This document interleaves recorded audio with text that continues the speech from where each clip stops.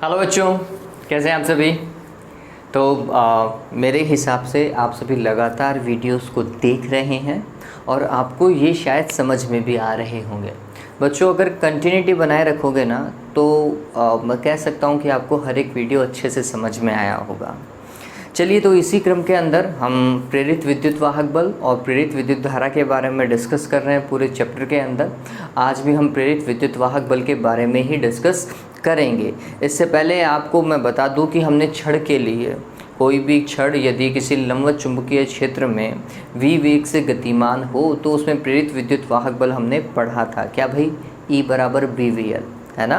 प्रेरित विद्युत वाहक बल बराबर क्या पढ़ा था? BVL। V क्या बच्चों? चुंबकीय क्षेत्र। V क्या है? उस छड़ की वेग हो गया जिससे वो गति कर रही है, और L छड़ की लंबाई हो जाएगी।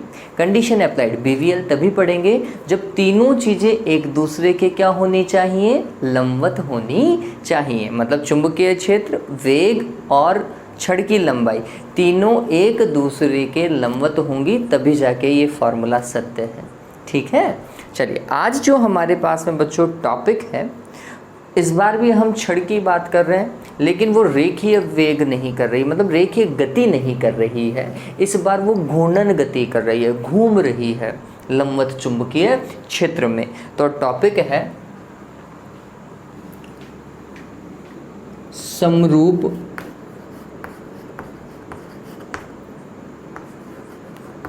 चुंबकीय क्षेत्र में घूर्णन करती हुई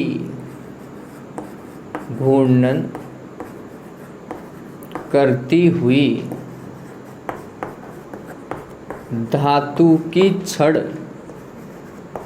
या फिर चालक छड़ आप लिख सकते हैं। छड़ में प्रेरित विद्युत वाहक बल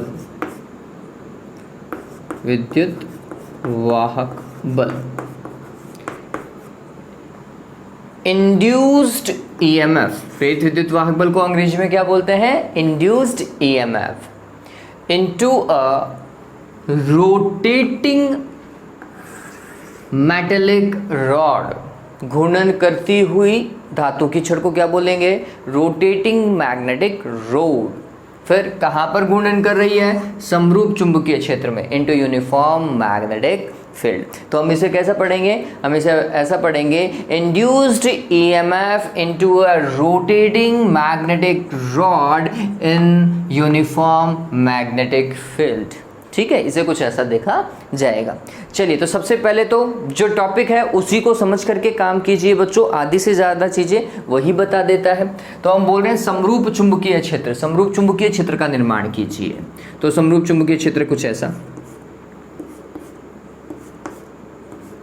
मैं क्रॉस बना रहा हूं, है ना। क्रॉस का मतलब क्या होगा? तल के लंबवत अंदर की ओर। चुंबकीय क्षेत्र की दिशा हो गई है तल के लंबवत अंदर की ओर। चुंबकीय क्षेत्र का परिमाण अपन B मान के चल रहे हैं।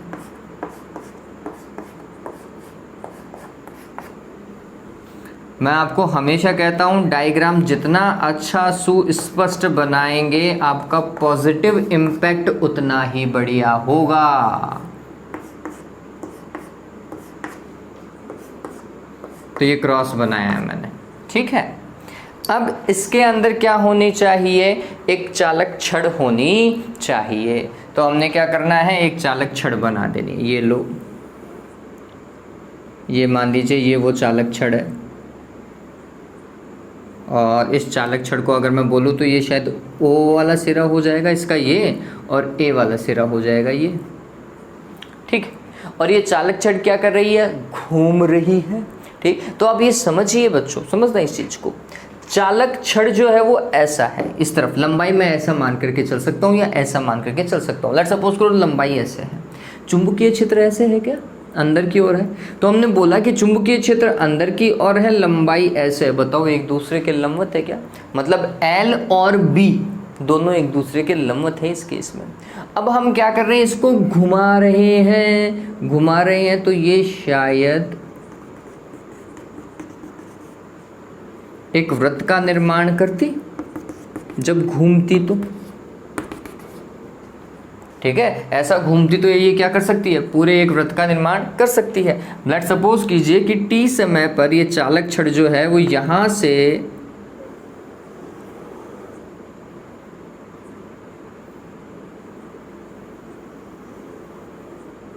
यहां पहुंच जाती है ना।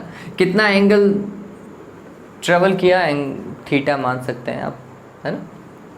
तो ये अपन क्या मान लेते हैं, एक बार के लिए थीटा मान लेते हैं, ठीक। हालांकि अभी इसकी कोई ऐसी कोई आवश्यकता अपन को पड़ेगी नहीं।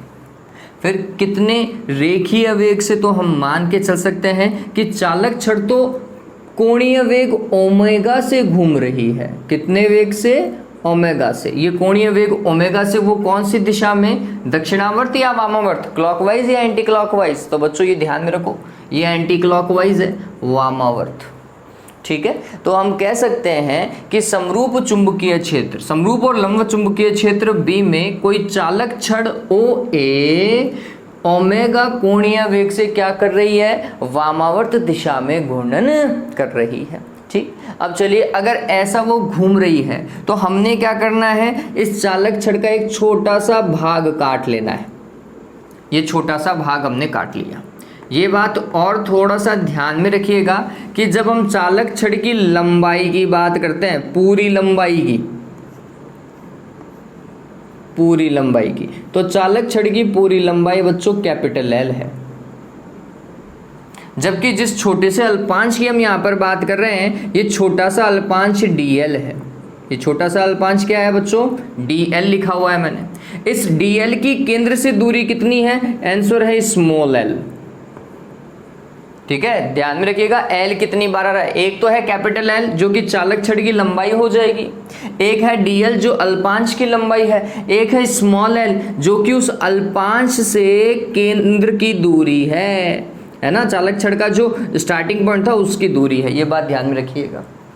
चलिए, अगर आपको कोई बोले कि स्मॉल l का मान कहाँ से कहाँ तक जा सकता है, तो हम बोलते हैं स्मॉल l का मान 0 से, मतलब केंद्र से चालू होकर के परिधि तक जा सकता है। इसका मतलब 0 से चालू होकर के कैपिटल L तक जा सकता है, ये बात ध्यान में रखें। चलिए, वो बात की बात है। अभी अपन इस चालक छड़ में ये समझते हैं कि ये एक DL अल्पांश हमने काट लिया। DL अल्पांश चालक छड़ का एक छोटा सा भाग हो गया। आप समझिए, जब ये ऐसा घूम रही होगी, ये चालक छड़ पूरी ऐसा घूम रही होगी, तो ये DL अल्पांश कहाँ की ओर जा रहा होगा, ऊपर की ओर, ऐसा, ठीक। अब आप समझिए, अगर मैं इस DL अल्पांश का रेखीय वेग देखूं तो रेखीय वेग तो हो गया इसका v, जो कि है ऐसा ऊपर की ओर, लंबाई है ऐसी, और चुंबकीय क्षेत्र है अंदर की ओर। तीनों एक दूसरे के क्या है, लंबवत है। समझिएगा, उस DL अल्पांश का रेखीय वेग, लंबाई L या DL आप मान लीजिए, और चुंबकीय क्षेत्र भी, तीनों एक दूसरे के क्या है, लंबवत है। अगर तीनों एक दूसरे के लंबवत है तो इस DL अल्पांश में क्या उत्पन्न होगा, आंसर है प्रेरित विद्युत वाहक बल उत्पन्न होगा। चलिए, अब वापस से आगे समझें। ये पूरी चालक छड़ ऐसे बहुत सारे DL अल्पांशों से बनी हुई है, तो हम क्या करेंगे, पहले एक DL अल्पांश में क्या निकालेंगे, प्रेरित विद्युत वाहक बल निकालेंगे, और फिर उसका क्या कर देंगे, समाकलन कर देंगे। तो हमें पूरे में क्या प्राप्त हो जाएगा, आंसर है प्रेरित विद्युत वाहक बल प्राप्त हो जाएगा। ये तरीका हो गया। अब जब प्रेरित विद्युत वाहक बल है तो फिर इस चालक छड़ का एक सिरा प्लस का होगा और एक सिरा किसका होगा, माइनस का होगा। कैसे पता चलेगा, मैंने आपको बताया था, राइट हैंड यूज करो। अंगुलियां किसको, वेग की दिशा, वेग से कहाँ की ओर, चुंबकीय क्षेत्र की ओर जानी चाहिए, ठीक है। तो फिर अंगूठा प्लस की ओर जाएगा। ध्यान में रखना, ये सबसे सही तरीका है बच्चों। तो हमने क्या किया, वेग कहाँ की ओर बता रहा है, आंसर है ऊपर की ओर, तो अंगुलियां ऊपर की ओर। फिर चुंबकीय क्षेत्र कहाँ की ओर है, अंदर की ओर, तो फिर इन अंगुलियों को अंदर की ओर लेकर के गए। ऐसा वेग से बी की ओर जा रहे हैं तो ऐसा अंदर की ओर गए, तो अंगूठा कहाँ की ओर गया, मेरी तरफ जा रहा है क्या। इसका मतलब ये जो ओ वाला सिरा है वो क्या होगा, प्लस का होगा, और ये ए वाला सिरा किसका होगा, माइनस का होगा। ये बात ध्यान में रख लीजिएगा कि इस ओ वाले सिरे पे तो क्या आ जाएगा, प्लस आ जाएगा बच्चों, और इस ए वाले सिरे पर क्या आ जाएगा, माइनस आएगा। ठीक है, ये ध्यान में रखेंगे। तो मैं थ्योरी लिख देता हूं, उसके बाद में इसकी डेरिवेशन करना अपन चालू करते हैं। क्या बताएंगे, तो हम लिख रहे हैं, समझिएगा इस चीज को। माना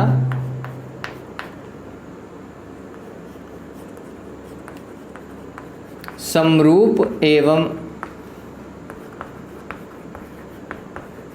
लंबवत चुंबकीय क्षेत्र कैपिटल बी में कैपिटल एल लंबाई की चालक छड़ ओमेगा कोणीय वेग से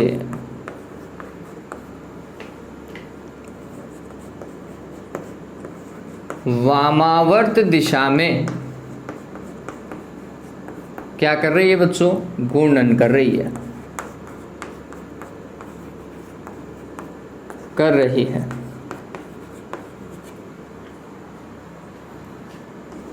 इस स्थिति में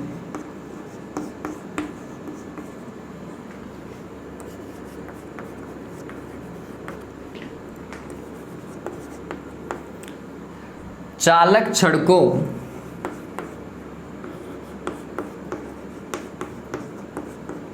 विभिन्न अल्पांश dl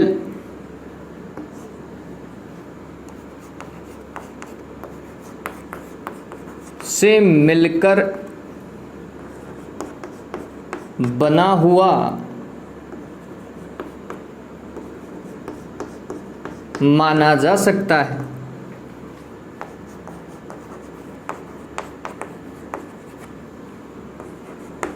यह dl अल्पांश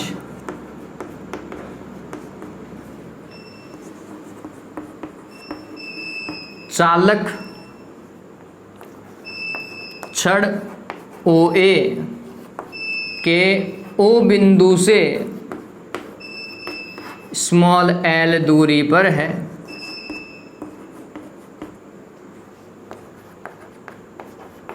तथा इसका रेखीय वेग v है।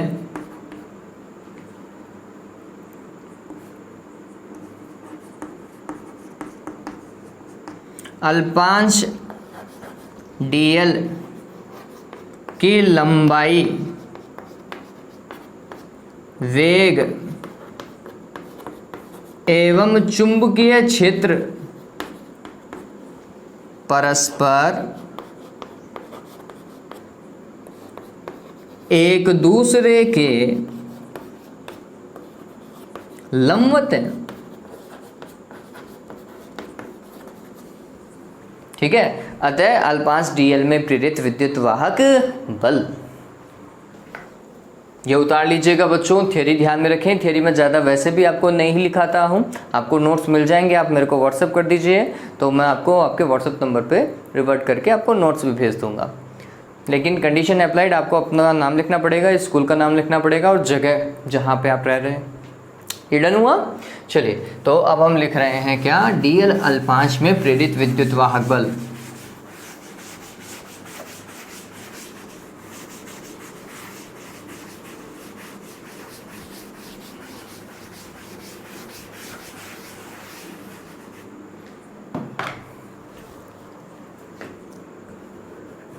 अतः dl अल्पांश में प्रेरित विद्युत वाहक बल कितना होगा भाई, तो आंसर है, छोटा सा भाग देख रहे हैं इसलिए हम इसे कुछ ऐसा लिखेंगे, d बराबर होगा BVL। B चुंबकीय क्षेत्र, V जिस वेग से वो गति कर रहा है और L उसकी लंबाई। तो अल्पांश की लंबाई कितनी है? dl। तो ये हो जाएगा BV dl हो जाएगा। फिर V बच्चों रेखीय वेग है। जब मैं इसके रेखीय वेग को इसके कोणीय वेग से तुलना करता हूं तो हमें पता चलता है कि रेखीय वेग और कोणीय वेग में एक संबंध है, v is equals to R omega या ओमेगा आर होता है। ठीक, आर क्या होती है? तो एस और केंद्र से दूरी होती है, जिस अक्ष के सापेक्ष वो घूर्णन कर रही है उस अक्ष से लंबवत दूरी होती है। ठीक, तो हमने बोला कि आर की जगह लंबवत दूरी देखो तो हम बोलते हैं इसके सापेक्ष में घूर्णन कर रही है। तो फिर ये दूरी कितनी है भाई? आर की जगह क्या आएगा? एल आएगा। तो यहाँ पर v इज इक्वल्स टू क्या है बच्चों? एल ओमेगा है। ये बात ध्यान में रखना। v इज इक्वल्स टू क्या होता है? तो हमें पता है रेखीय वेग बराबर आर ओमेगा होता है। यहाँ पे r का मान क्या है? तो आंसर है अल्पांश की केंद्र से दूरी। अल्पांश की केंद्र से दूरी कितनी है? स्मॉल l है। तो फिर r की जगह क्या रखेंगे? l रखेंगे, ध्यान में रखें। तो इसे और क्या लिख सकते हैं? मैं लिख देता हूँ, v is equals to omega R होता है और हम r की जगह क्या लिख रहे हैं? स्मॉल l लिख रहे हैं, कैपिटल L मत लिख दीजिएगा। तो ये डी बराबर क्या हो जाएगा? b v की जगह ओमेगा स्मॉल l और ये हो गया dl। ठीक, ये तो हो गया अल्पांश में प्रेरित विद्युत वाहक बल। अब अपन को क्या निकालना है? पूरी चालक छड़ में प्रेरित विद्युत वाहक बल निकालना है। तो हमने लिखा अतः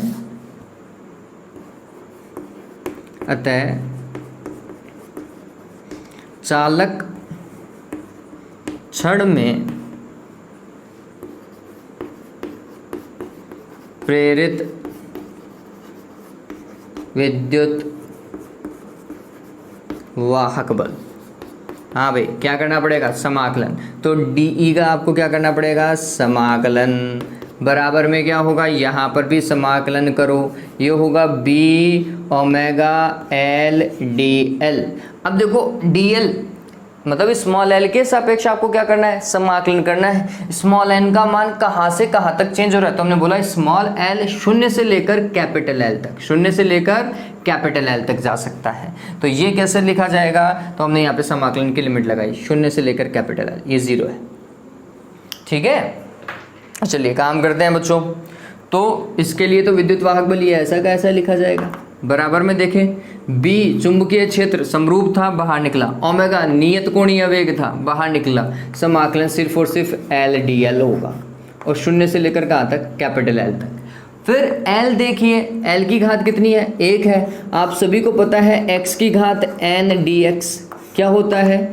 x की घात n+1 बटे n+1 होता है, नहीं होता है भाई? प्लस c और लगाते हैं, लेकिन अपन यहाँ पर निश्चित समाकलन कर रहे हैं तो c नहीं आएगा। चलिए, तो ये ध्यान में रखो बच्चों। हमें क्या करना है? हमें ये करना है कि यहाँ पर घात कितनी है? 1 है, उसके हिसाब से इसे सॉल्व करना है। तो ये क्या हो जाएगा? b ओमेगा, समझो स्मॉल l घात 1 है, स्मॉल n की जगह क्या है? 1 है, और उसमें कितना जोड़ोगे? 1 जोड़ोगे, और नीचे भी क्या आएगा? 1+1। अब इसको बड़े ब्रैकेट में डालो, फिर lower limit 0, upper limit l, तो अपर लिमिट और लोअर लिमिट लिख दी। फिर इसको सॉल्व किया, b ओमेगा, ये क्या आ गया? l स्क्वायर बटा क्या बच्चों? 2 आ गया। शून्य से लेकर कहाँ तक बच्चों? कैपिटल L तक। अब क्या कर सकते हो? 2 को आप चाहो तो बाहर निकाल लो, तो ये हो जाएगा 1/2 b ओमेगा स्क्वायर। अब देखो, upper limit minus lower limit, मतलब स्मॉल l की जगह क्या लिखो? कैपिटल L और उसका स्क्वायर, माइनस लोअर लिमिट रखो, स्मॉल l की जगह क्या रखो? 0 और उसका क्या? स्क्वायर। तो ये हो जाएगा 1/2 b ओमेगा, मैं यहाँ पे स्क्वायर कैसे लगा रहा हूँ, सॉरी, यहाँ b omega capital L square. ये प्रेरित विद्युत वाहक बल है किसके अंदर बच्चों? चालक छड़ में।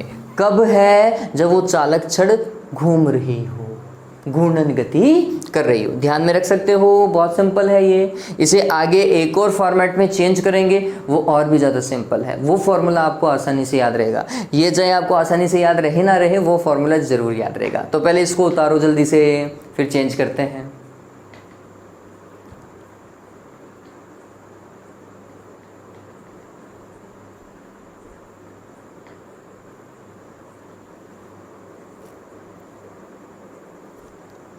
उतार लिया? वीडियो को पॉज भी कर लिया करो, फिर उतार लिया करो चाहे। चलिए, तो अपने पास में फाइनल अभी तक यहाँ पर अपन पहुँच गए हैं। अब ओमेगा आप सभी को पता है बच्चों, ओमेगा क्या है बच्चों? कोणीय वेग। कोणीय वेग का 11वीं में कभी आपने फॉर्मूला पढ़ा था क्या? ओमेगा बराबर 2 पाई एन या फिर 2 पाई एफ। पढ़ा है नहीं पढ़ा है? पढ़ा है ना बच्चों?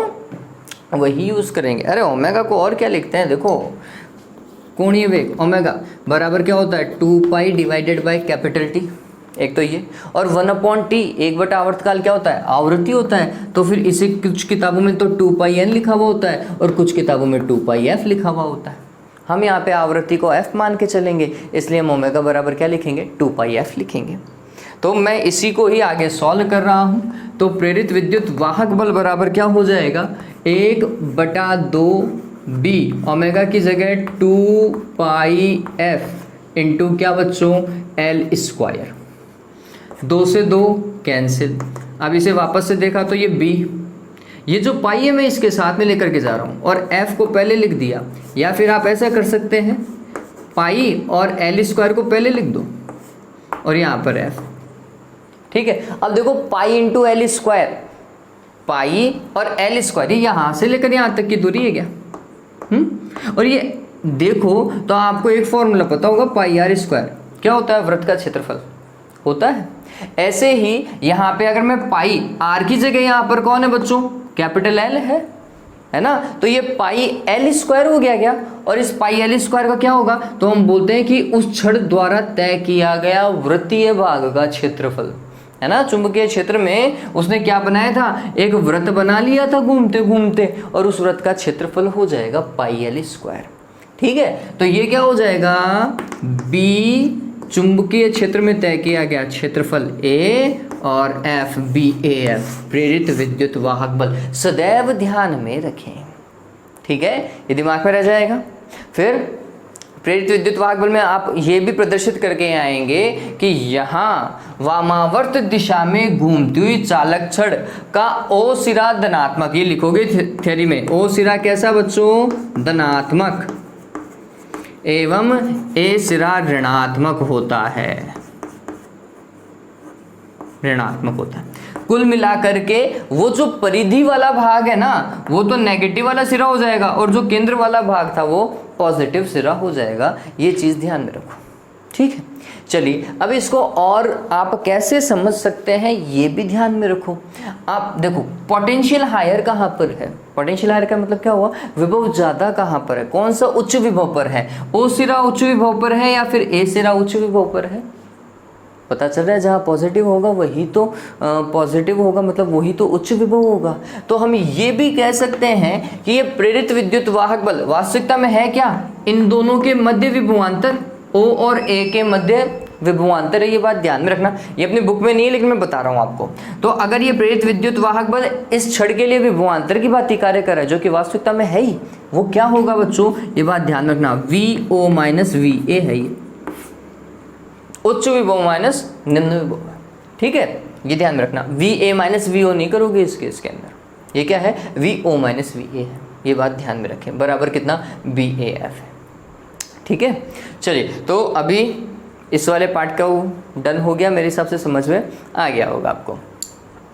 अब देखो, अगर ये समझ में आ गया तो नेक्स्ट डेरिवेशन आपके लिए निहायत ही सिंपल। खैर वो तो फिर डेरिवेशन ही नहीं रही, वो तो खत्म हो गया वैसे ही किस्सा। चलो ये उतारो पहले, डायग्राम अच्छे से बनना चाहिए बच्चों।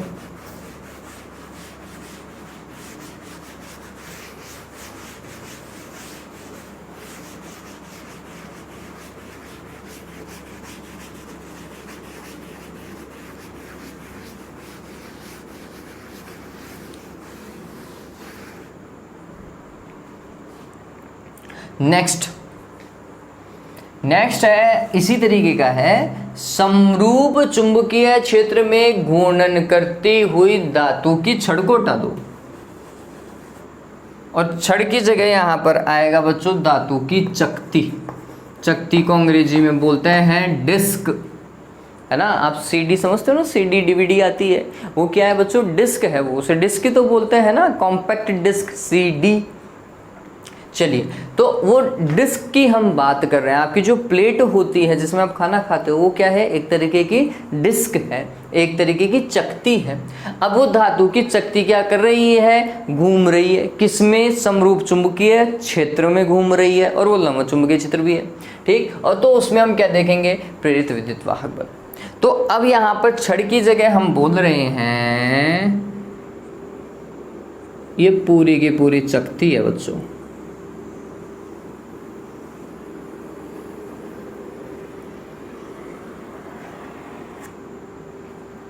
और चकती घूम रही है ऐसे, यूं चुंबकीय क्षेत्र ऐसे, चुंबकीय क्षेत्र अंदर की ओर और चकती ऐसे घूम रही है। बताओ एक दूसरे के लंबवत नहीं है क्या? चकती का तल और चुंबकीय क्षेत्र एक दूसरे के क्या है? लंबवत।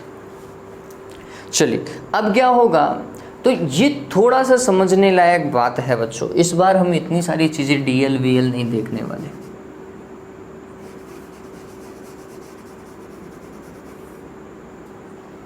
इतनी सारी चीजें नहीं देखने वाले।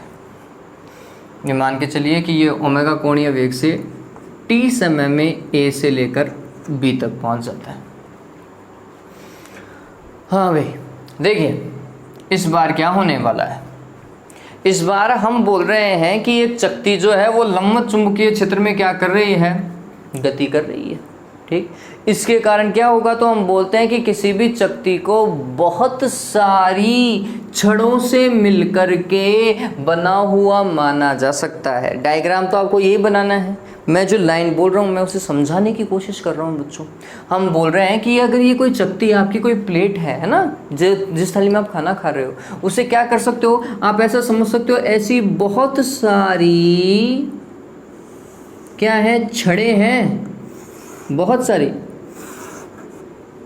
और ये छड़ें मिलकर के ही क्या बना रही हैं? चकती बना रही हैं।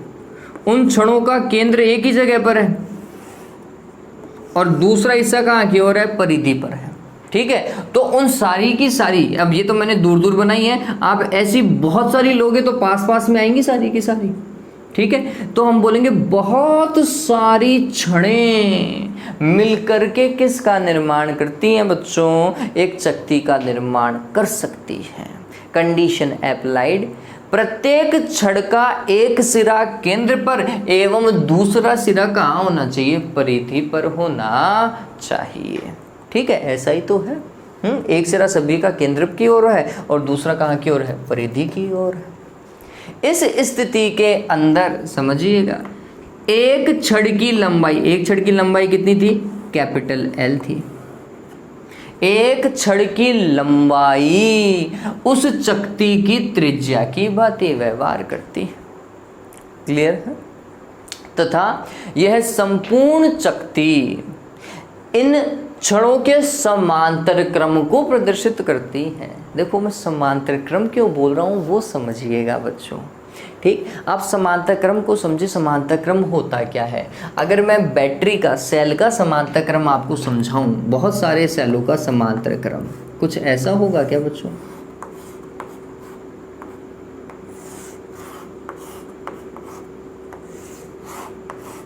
ये 4 सेल मान लिए और इनको मैं ऐसा कनेक्ट करूं, कौन सा क्रम होगा?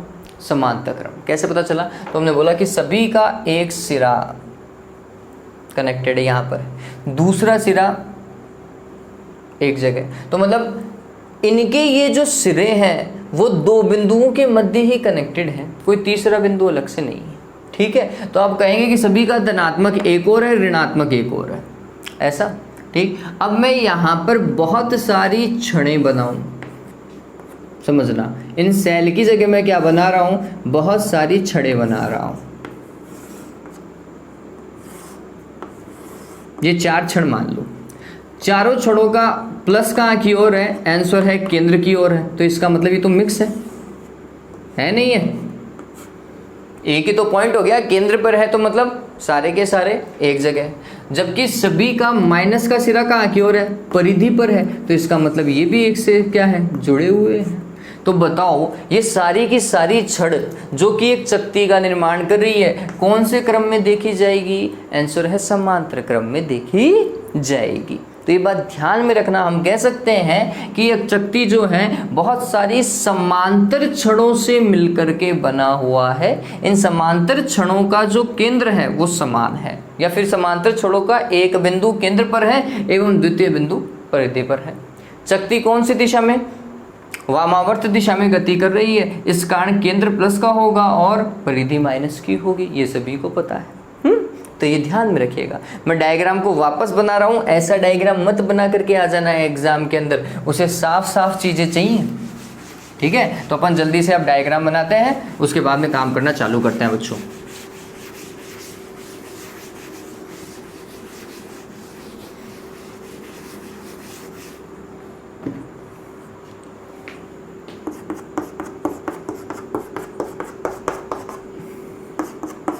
तो सबसे पहले तो चुंबकीय क्षेत्र बनाएं, समरूप चुंबकीय क्षेत्र और लंबवत होना चाहिए, तो हमने तल के लंबवत चुंबकीय क्षेत्र बना दिया है।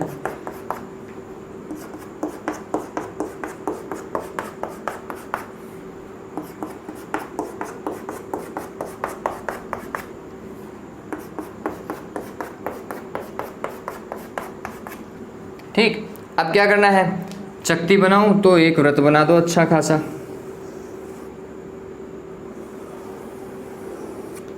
ठीक है। फिर उसके अंदर एक छड़ को शो कर दो ऐसा,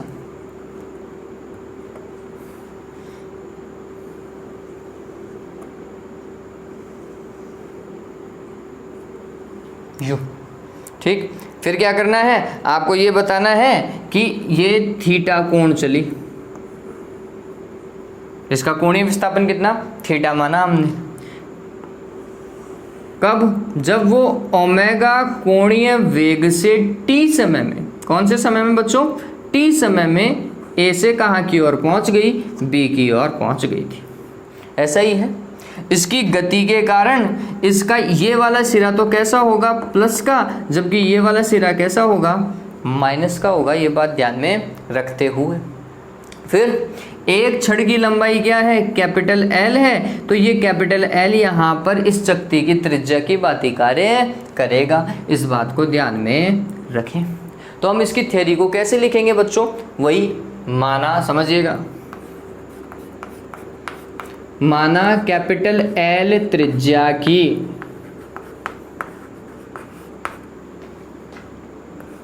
एक वृत्ताकार चकती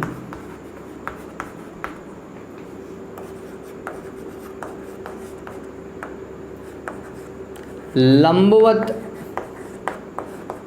एवं समरूप चुंबकीय क्षेत्र में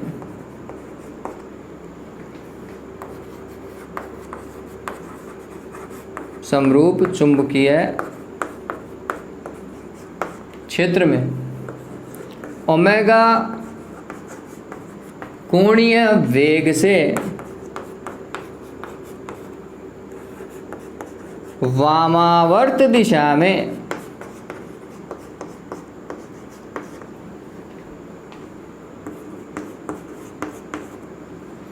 गति कर रही है।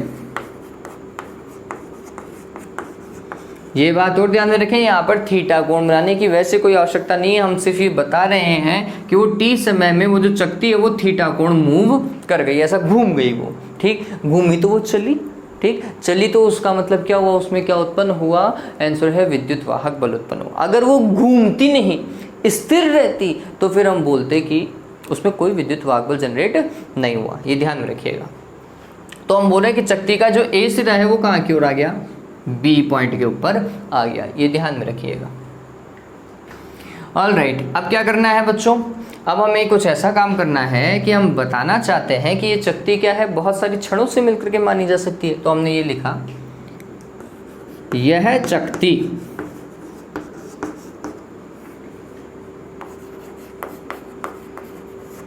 अनेक छड़ों से मिलकर बनी हुई मानी जा सकती है।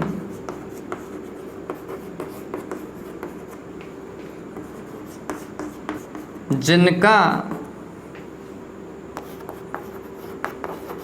एक बिंदु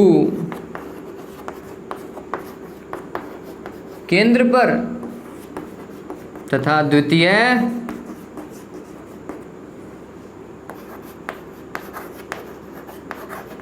परिधि पर है।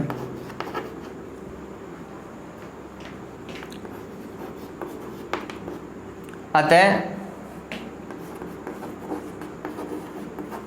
एक क्षण में ओमेगा कोणीय वेग के कारण उत्पन्न प्रेरित विद्युत वाहक बल कितना था भाई? एक क्षण के अंदर कितना बच्चों? हमने दो लिखे थे, एक तो है बी ए क्या एफ, लिखा था नहीं लिखा था? यही तो था। यही इस शक्ति का भी प्रेरित विद्युत वाहक बल होगा। कैसे? अभी तो हमने एक क्षण के लिए लिखा है, ठीक। अब हम बोल रहे हैं कि ये सारी की सारी छड़ें कौन से क्रम में है? समांतर क्रम में। पहले तो इतना उतारो, ठीक, फिर मैं बताता हूँ आपको कि इतना ही वापस कैसे आया, जबकि बहुत सारी छड़ें मिल रही थी। उतार लीजिए इसे।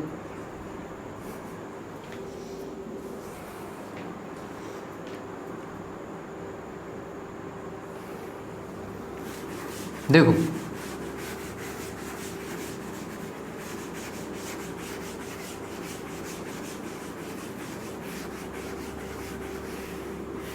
इसके लिए आपको 5वां चैप्टर याद होना चाहिए। 5वां चैप्टर का कॉन्सेप्ट पता है तो बहुत अच्छा काम हो जाएगा। चलिए, अब क्या है? अब हम बोल रहे हैं चूंकि ये चकतियाँ नहीं, ये छड़ें समांतर क्रम में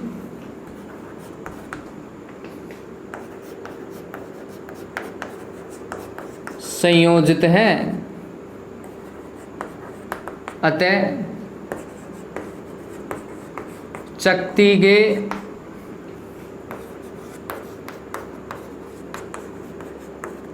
केंद्र से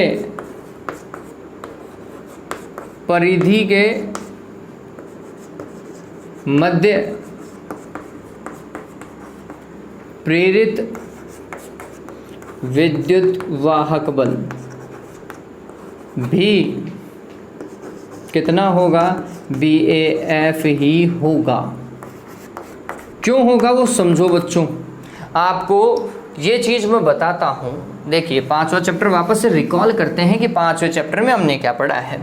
5वें चैप्टर में हमने पढ़ा था, समझना इस चीज़ को, अगर बहुत सारे सेल समांतर क्रम में संयोजित हो, ये उनका आंतरिक प्रतिरोध है और ये सेल है ना, और सभी सेलों का विद्युत वाहक बल क्या है? समान है। यहाँ पर भी प्रत्येक छड़ का, जितना एक छड़ का विद्युत वाहक बल होगा उतना ही तो हर एक छड़ का विद्युत वाहक बल होगा।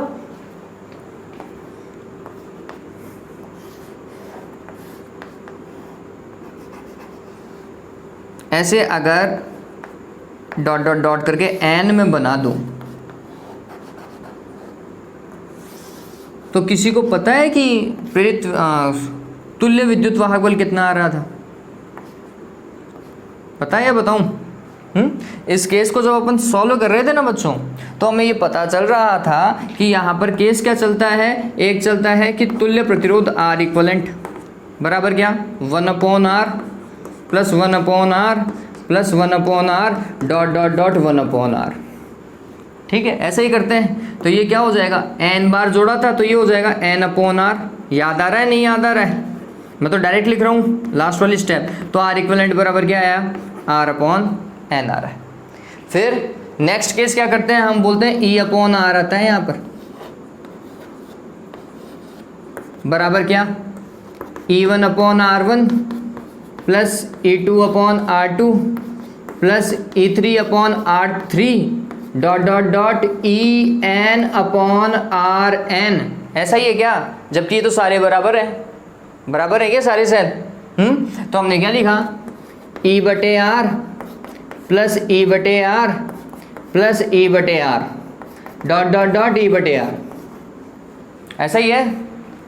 चलिए सॉल्व करेंगे तो क्या होगा? सभी को जोड़ोगे तो क्या आएगा? एन ई बटे आर। आ रहा था नहीं आ रहा था? ये क्या है? ई इक्वलेंट बटे आर इक्वलेंट। तो ई इक्वलेंट का मान क्या होगा? ये आर इक्वलेंट इससे गुणा हो जाना चाहिए, है ना? तो फिर ई इक्वलेंट बराबर क्या आएगा? तो होगा एन ई बटे आर इंटू आर इक्वलेंट। ठीक है, आर इक्वलेंट का मान देखो कितना है? R upon N. तो मैं इस आर इक्वलेंट की जगह लिख देता हूँ आर अपॉन एन। आर से आर कैंसिल, एन से एन कैंसिल, कितना आया? ई।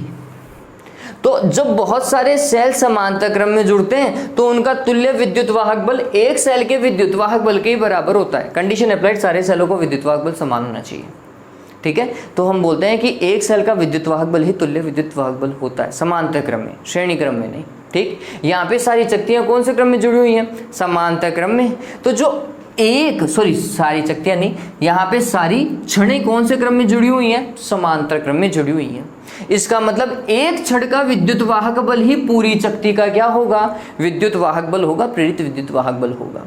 ये बात ध्यान में रख लीजिएगा। क्यों? क्योंकि वह शक्ति बहुत सारी समांतर क्रम में संयोजित क्षणों से मिलकर के बनी हुई है।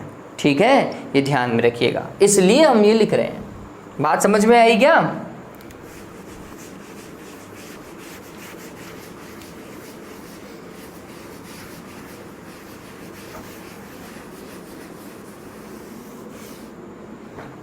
तो क्या होगा बच्चों? तो शक्ति के केंद्र से परिधि के मध्य प्रेरित विद्युत वाहक बल हो गया BAF, जहां B ऐसा का ऐसा, A की जगह क्या? पाई L स्क्वायर इंटू क्या बच्चों? F। इसे क्या कर सकते हैं? 2/2 से गुणा कर सकते हैं। तो हम इसे कुछ ऐसा लिख रहे हैं, B/2 गुणा 2 पाई, इस F को अंदर ले आता हूँ और L स्क्वायर बाहर। बताओ भाई इसको क्या लिख सकते हैं? ओमेगा। तो ये क्या होगा? 1/2 B ओमेगा L स्क्वायर। उतना का उतना जितना हमने पहले निकाला था, इतना ही निकालता क्या? या तो BAF लिख दो या फिर इतना लिख दो, 1/2 B ओमेगा L स्क्वायर लिख दो। बात एक है। ये विद्युत वाहक बल किससे किसके बीच में है? आंसर है केंद्र और परिधि के मध्य। ये बात ध्यान में रखना। ठीक है, किसी शक्ति के केंद्र और परिधि के मध्य का विभवांतर ही उसमें प्रेरित विद्युत वाहक बल के तुल्य होता है। और वह कितना होता है? 1/2 B ओमेगा L स्क्वायर या फिर BAF। ठीक है, इस चीज़ को ध्यान में रखें। बताओ वही सिंपल था, नहीं था ना? चलिए, तो आज के लिए बच्चों इतना ही है। नेक्स्ट वीडियो के अंदर अपन और डेरिवेशन करेंगे। तब तक के लिए अच्छे से पढ़ें, मन लगा करके पढ़ें। Have a good day, take care.